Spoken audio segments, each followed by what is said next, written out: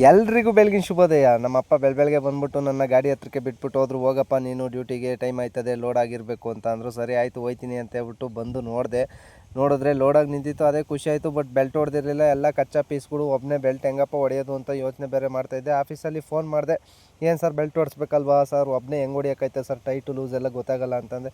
ಸರಿ ಹೆಂಗೋ ಅಡ್ಜಸ್ಟ್ ಮಾಡಿ ಮಾಡ್ಕೊಳ್ಳಪ್ಪ ಅಂತ ಹೇಳಿದ್ರು. ಸರಿ ಆಯ್ತು, ನಾನು ಹೆಂಗಾರು ಒಂದ್ಸಲಿ ಟ್ರೈ ಮಾಡೋಣ ಅಂತ ಹೇಳ್ಬಿಟ್ಟು ಟ್ರೈ ಮಾಡ್ತಾಯಿದ್ದೆ. ಅದಕ್ಕೆ ಬೆಲ್ಟೆಲ್ಲ ಕ್ಲೀನಾಗಿ ಹೊಡ್ಕೊಳ್ಳೋಣ ಅಂತ ಹೇಳ್ಬಿಟ್ಟು ಫಸ್ಟು ಕ್ಲೀನಾಗಿ ಹಾಕ್ಕೋತಿದ್ದೆ. ಎಲ್ಲ ಚಿಕ್ಕ ಪೀಸು 4mm ಹೆಂಗೆ ಹೊಡೆದೋಯ್ತು ಅಂತ ಹೇಳೋಕ್ಕಾಗಲ್ಲ.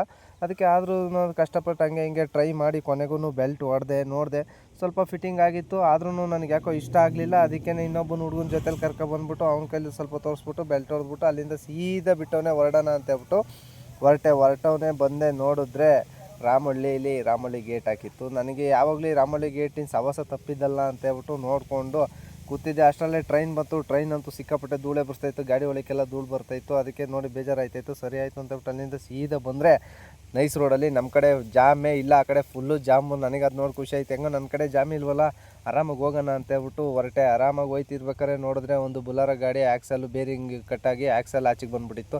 ಅದಕ್ಕೆ ಪಾಪ ಮಧ್ಯದ ರೋಡಲ್ಲಿ ನಿಂತಿತ್ತು. ಅದಕ್ಕೆ ಅವ್ರಿಗೆ ಸ್ವಲ್ಪ ಹೆಲ್ಪ್ ಮಾಡೋಣ ಅಂತ ಹೇಳ್ಬಿಟ್ಟು ಬಂದೆ. ಯಾಕೆಂದರೆ ಅವ್ರು ಸ್ವಲ್ಪ ಔಟ್ ಆಫ್ ಇದರಿಂದ ಬಂದಿರ್ತಾರೆ, ಹಂಗಾಗಿ ಅವ್ರಿಗೇನು ಗೊತ್ತಿರಲ್ಲ. ಅದಕ್ಕೆ ಅವ್ರಿಗೆ ಹೆಲ್ಪ್ ಮಾಡೋಣ ಅಂತ ಹೇಳ್ಬಿಟ್ಟು ಅಲ್ಲಿ ಇದ್ದಿದ್ದು ಬ್ಯಾರಿಗೇಡ್ನ ತಂದುಬಿಟ್ಟು ಹಾಕ್ಬಿಟ್ಟು ಹೈವೇದವ್ರಿಗೆ ಫೋನ್ ಮಾಡಿಬಿಟ್ಟು ಹೇಳ್ಬಿಟ್ಟು ಅಲ್ಲಿಂದ ಸೀದಾ ಬಿಟ್ಟೆ. ಯಾಕೆಂದರೆ ನನಗೆ ಆಲ್ರೆಡಿ ಟೈಮಾಗಿ ಹೋಗಬೇಕಿತ್ತು ಲೋಡ್. ಅರ್ಜೆಂಟ್ ಫೋನ್ ಮಾಡ್ತಾರೆ ಕಸ್ಟಮರು.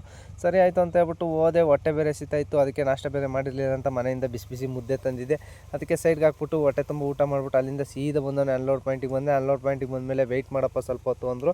ಸ್ವಲ್ಪ ಹೊತ್ತು ಅಂದರೆ ಅವರ್ಗಟ್ಲೆ ಅಂತ ಹೇಳ್ಬಿಟ್ಟು ನಾನು ಶಿಸ್ತಾಗಿ ಮಲಿಕೊಂಡು ಎದ್ದು ನೋಡಿದ್ರೆ ಮಳೆ ಬರ್ತಾಯಿತ್ತಲ್ಲ ಅಂತ ಹೇಳ್ಬಿಟ್ಟು ಸ್ವಲ್ಪ ಹೊತ್ತು ಕುತ್ಕೊಂಡು ಹಂಗೆ ಟೈಮ್ ಪಾಸ್ ಮಾಡಿದೆ. ಅಷ್ಟೊತ್ತಿಗೆ ಅನ್ಲೋಡು ಮಾಡಿಕೊಂಡ್ರು. ಅದೇ ಮಳೆವಾಗಲೇ ಹೊರಟೆ ಮನೆಗೆ ಹೋಗೋಣ ಅಂತ ಹೇಳ್ಬಿಟ್ಟು ಹೊರಟವನೇ ಸೀದಾ ಬಂದರೆ ಬನ್ನೇರುಘಟ್ಟದಲ್ಲಿ ಸುತ್ತಲೂ ಸರ್ಕಲಲ್ಲಿ ಎಲ್ಲ ಕಡೆಯಿಂದ ಜಾಮ್ ಆಯಿತು.